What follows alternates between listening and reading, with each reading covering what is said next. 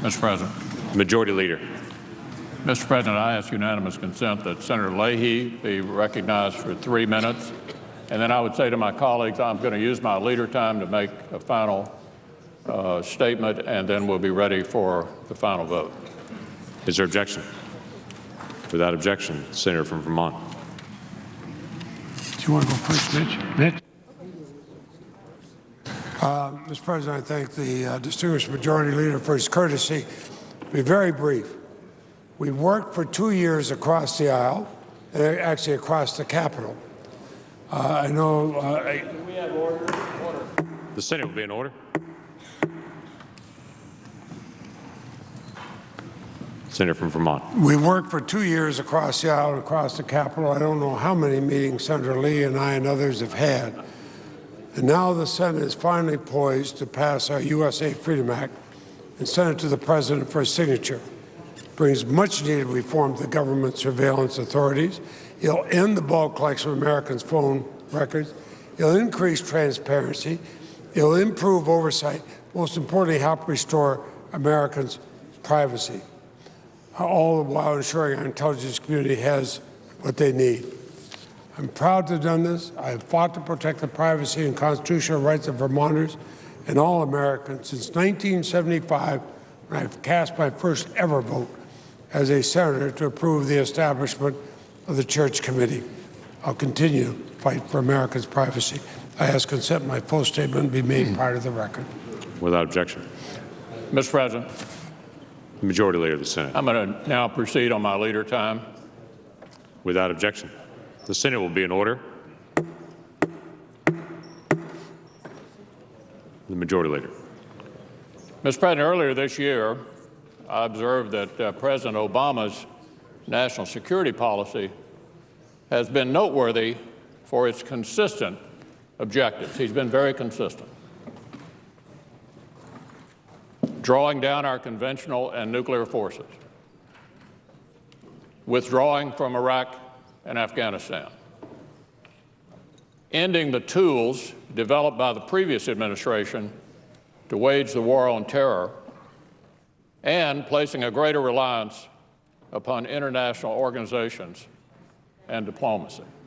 That's been the hallmark of the Obama foreign policy. None of this is a surprise. The President ran in 2008 as the candidate who would end the wars in Iraq and Afghanistan and the war on terror.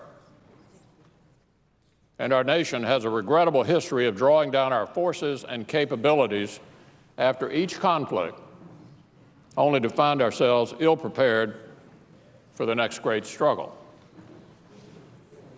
The bookends to the President's policies were the executive orders signed his very first week in office, which included the declaration that Guantanamo would be closed within a year without any plan for what to do with its detainees, and the executive orders that ended the Central Intelligence Agency's detention and interrogation programs. Now, some of these detainees, my colleagues, some of them are now in Qatar, preparing to rejoin the Taliban.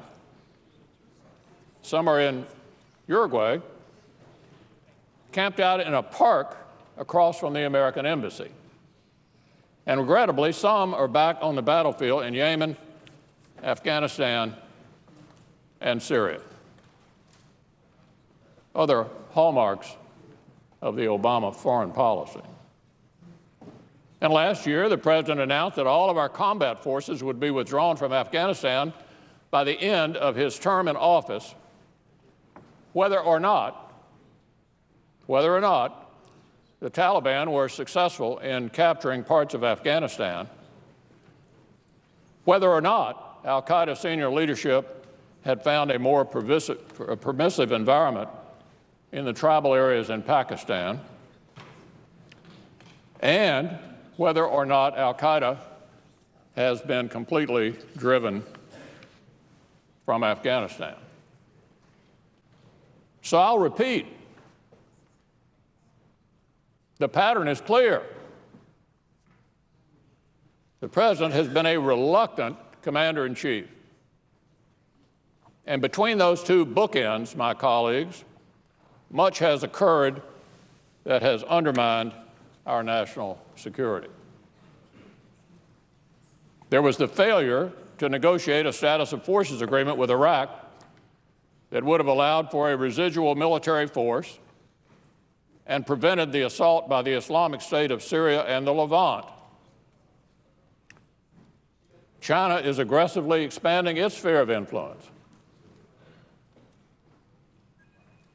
There's a threat to veto funding for the troops. We just heard it from the minority leader, and their equipment, without similar increases at the IRS and the EPA. Let me say that again. The President's threatening to veto the defense bill unless we increase the funding for IRS and EPA.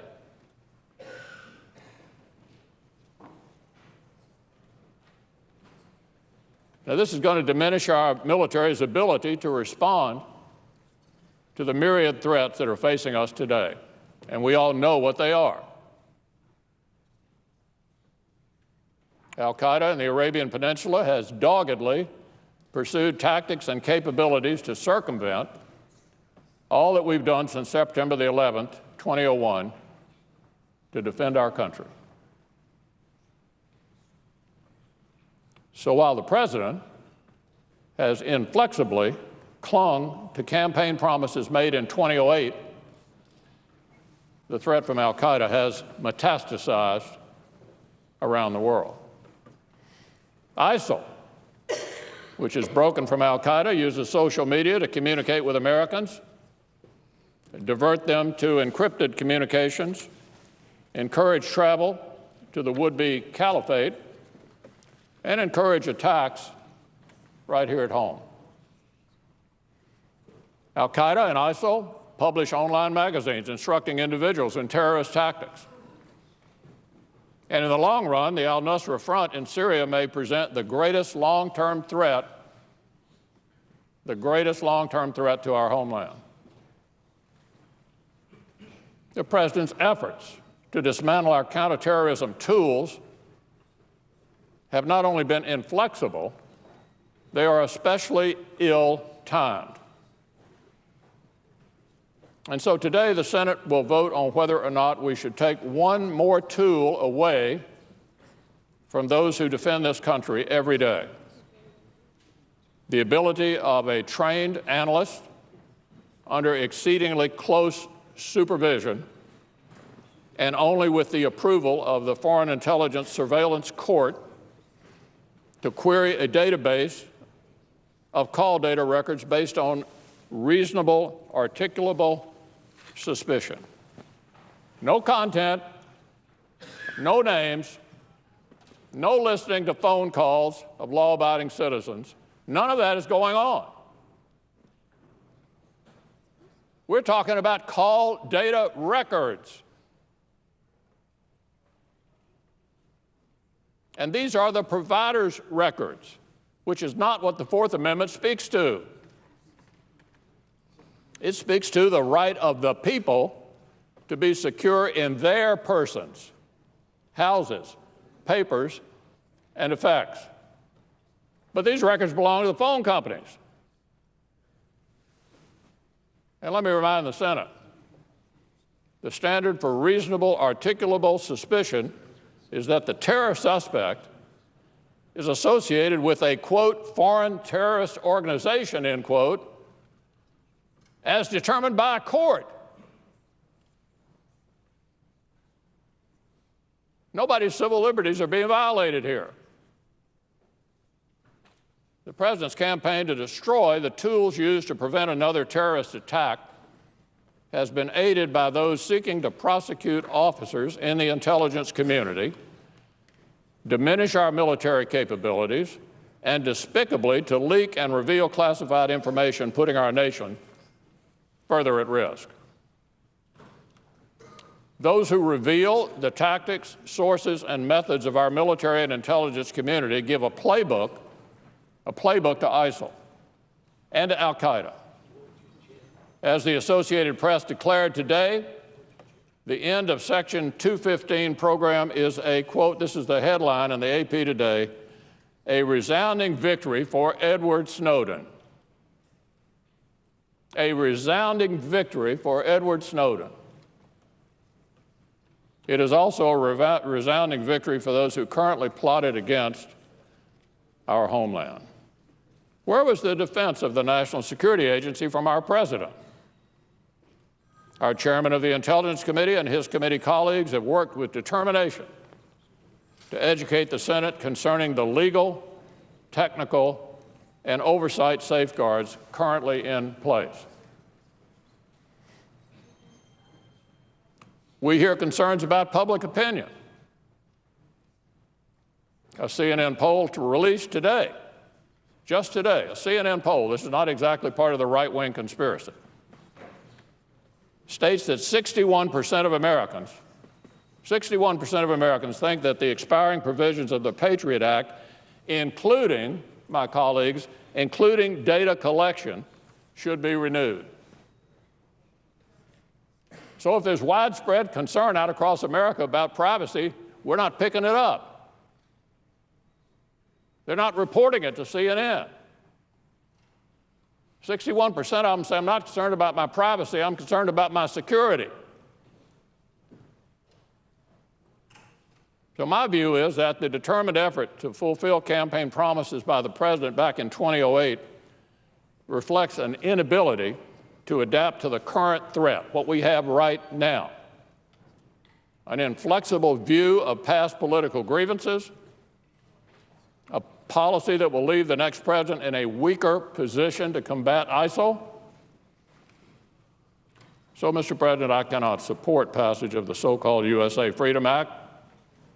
It does not enhance the privacy protections of American citizens, and it surely undermines American security by taking one more tool from our warfighters, in my view, at exactly the wrong time. Mr. President. Democratic leader. President. My friend, the majority leader, if he's concerned, as he should be, about why the country is less secure, especially in the last couple of weeks, he should look in the mirror. We have a situation where he's tried to divert attention from what has gone on here. It was as if there had been a big neon sign flashing saying, you can't do highway reauthorization, you can't do FISA reauthorization, and you can't do trade in 4 or 5 days. To do this right, we should have spent some time on FISA. And because of the mad rush to do trade, that didn't happen. So today, to try to divert attention from what I believe has been a miscalculation of the majority leader that's making this country less safe, every day that goes by with the FISA bill not being reauthorized is a bad day for our country. Makes us less safe. And to try to divert attention, as he's tried to do here in the last few minutes, blaming the Obama administration for stopping torture, the detention centers, pulling troops out of Iraq.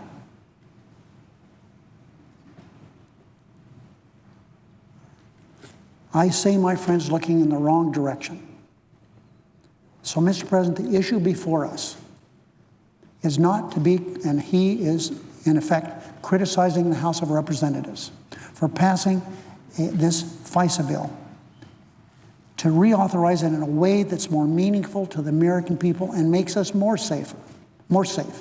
It makes us so that people feel more secure about the intelligence operation we have going on in this country. Is he criticizing the Speaker for working hard to get this bill reauthorized in a fashion that the American people accept? Because his criticism here today is not directed to people who voted here today. It's directed to the bipartisan efforts in the House of Representatives, who passed this bill overwhelmingly, 338 votes. One of the few bipartisan things they've done over there, and they did it for the security of this nation. So I don't think any of us, Mr. President, need a lecture on why we're less secure today than we were a few days ago. So I would hope that everyone would vote to continue the surveillance surveillance possibilities that we have available if this law passes. If it doesn't pass, what are we going to do? It will go to the House of Representatives. The majority leader of the House of Representatives, the distinguished House member from California, Ms. McCarthy, said they don't want anything from us. They want this bill passed. They want USA Freedom Bill passed today. Goodlatte, the chairman of the Judicial Committee, that's what he said. And of course, that's what the Democratic leader says over there also. So, Mr. President, let's vote. And a vote today to pass this bill will make our country safer immediately, not a week from now. That's estimated how long it would take at the minimum if this bill is changed when it goes to the House. I'm sorry, if it doesn't go to the President directly, and it should go directly from here to the President of the United States, he can sign this in a matter of hours and put us back on a more secure footing to protect ourselves from the bad guys around the world. Mr. President. Majority Leader. As my good friend, the Majority Leader, frequently reminded me over the last few years, the Majority Leader always gets the last word. And look, his fundamental complaint is he doesn't get to schedule the Senate anymore, and he wanted to kill the President's trade bill. And so he didn't like the fact that we moved to the trade bill early enough before the opposition to it might become more severe. So I'd say to my good friend, the Majority Leader, you don't get to set the schedule anymore. And my observations about the President's foreign policy are directly related to the vote we're about to cast. And it remains my view, I know there are differences of opinion, and I respect everybody in here who has a different opinion, that this bill is a part of a pattern going back to the time the President took office to pull back. I remember the speech in Cairo back in 2009 to the Muslim world, which sought to question the American exceptionalism. Well, we're all just pretty much alike. If we just talk to each other more, everything would be okay. And so in almost every measurable way, all the places that I listed, plus Ukraine, you name them, we've been pulling back. And so my view with regard to my position and my vote is that this is a step in the wrong direction. But I respect the views of others, and I suspect the Majority Leader will be happy at the end of the day. It appears to me the votes are probably there to pass this bill, and it will go to the President, and I still think it's a step backward from where we are. It's been a great debate. I respect all of those who have engaged in it on both sides. I think it's time to vote. I yield the floor. Clerk will read the title of the bill for the third time. Calendar number 87, H.R. 2048, an act to reform the authorities of the federal government to require the production of certain business records and so forth and for other purposes. Question occurs on passage of H.R. 2048. Is there a sufficient second? It appears there is. Clerk will call the roll. Mr. Alexander, Ms. Ayotte, Ms. Baldwin, Mr. Barrasso,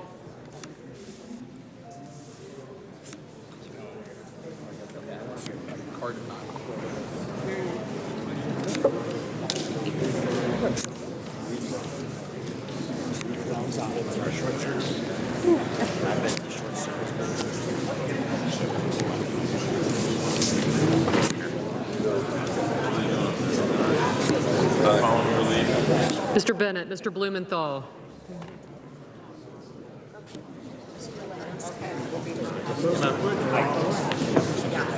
Feinstein, aye. Thank you. Aye.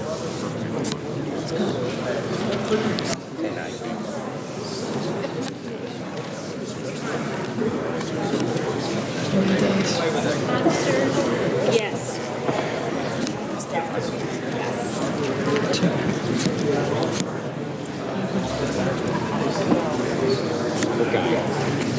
You're an aye and you're an aye. Thank you. Warner. We're clear.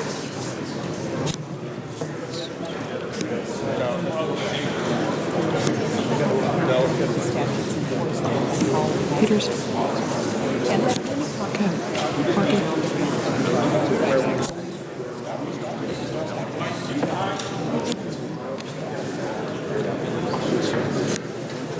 Mr. Blunt. Mr. Booker.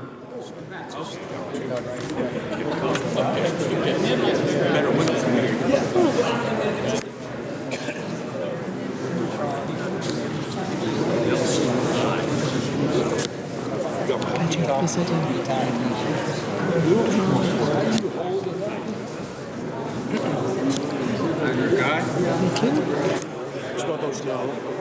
So let me call it. Mr. Bozeman. Mrs. Boxer. Mr. Brown.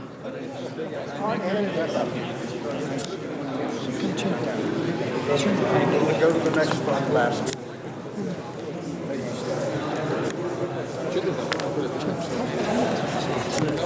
Sullivan.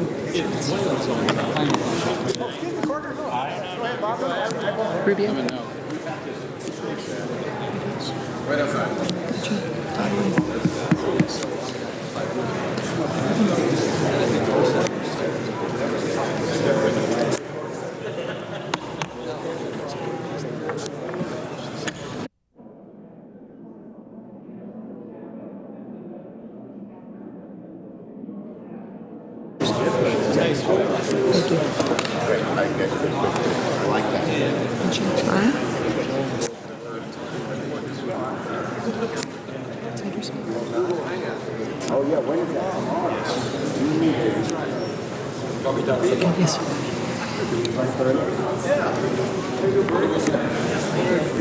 Mr. Brown, Mr. Burr, Ms. Cantwell, Mrs. Capito, Mr. Cardin, Mr. Carper, Mr. Casey, Mr. Cassidy, Mr. Coates, Mr. Flake, Mr. Cochran,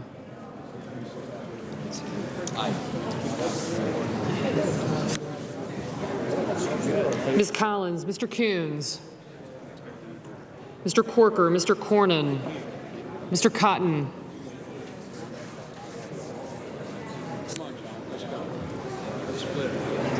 Mr. Crapo, Mr. Cruz, Mr. Daines, Mr. Donnelly, Mr. Durbin,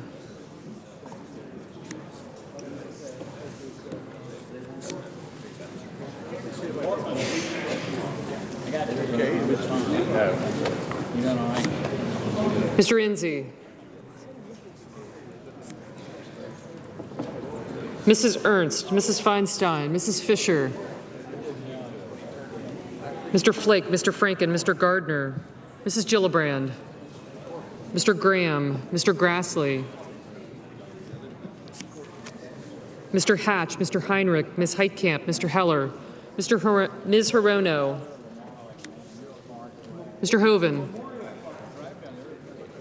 Mr. Inhofe, Mr. Isaacson, Mr. Johnson, Mr. Kane, Mr. King, Mr. Kirk, Ms. Klobuchar, Mr. Langford, Mr. Leahy, Mr. Lee, Mr. Manchin, Mr. Markey, Mr. McCain, Mrs. McCaskill, Mr. McConnell, Mr. Menendez, Mr. Merkley, Ms. Mikulski, Mr. Moran, Ms. Murkowski, Mr. Murphy, Mrs. Murray, Mr. Nelson, Mr. Paul, Mr. Perdue, Mr. Peters, Mr. Portman, Mr. Reed of Rhode Island, Mr. Reed of Nevada, Mr. Risch, Mr. Roberts, Mr. Rounds, Mr. Rubio, Mr. Sanders, Mr. Sass, Mr. Schatz, Mr. Schumer, Mr. Scott, Mr. Sessions, Mrs. Shaheen, Mr. Shelby, Ms. Stabenow, Mr. Sullivan, Mr. Tester, Mr. Thune, Mr. Tillis, Mr. Toomey, Mr. Udall, Mr. Vitter, Mr. Warner, Ms. Warren, Mr. Whitehouse, Mr. Wicker, Mr. Wyden.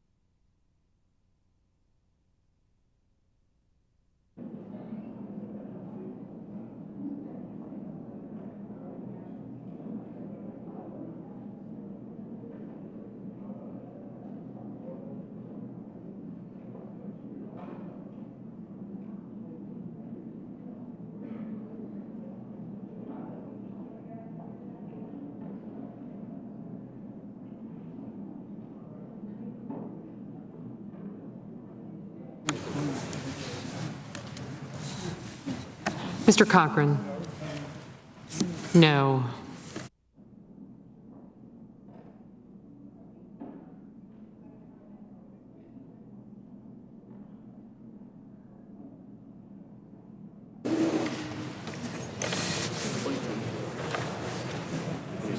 Any senators wish to vote or change their vote? If not, the ayes are 67, the nays are 32. The bill is passed. Majority Leader. I ask unanimous consent the Senate be in a period of morning business with senators permitted to speak therein for up to 10 minutes each. Further, that at 5 p.m. Senator Rounds be recognized to deliver his maiden speech. Without objection. Senator from Vermont. Mr. President, so my understanding is now in morning business. The senator is correct. Mr. President, I would just say about the bill we just passed, it's an historic moment. It's the first major overhaul of government surveillance laws in decades that adds significant privacy protections for the American people. It's been a long and difficult road, but I'm proud of what the U.S. Congress has achieved today. It's actually how democracy is supposed to work. Congress is ending the bulk collection of Americans' private phone records once and for all. And to my partners in the Senate on both sides of the aisle, I thank you.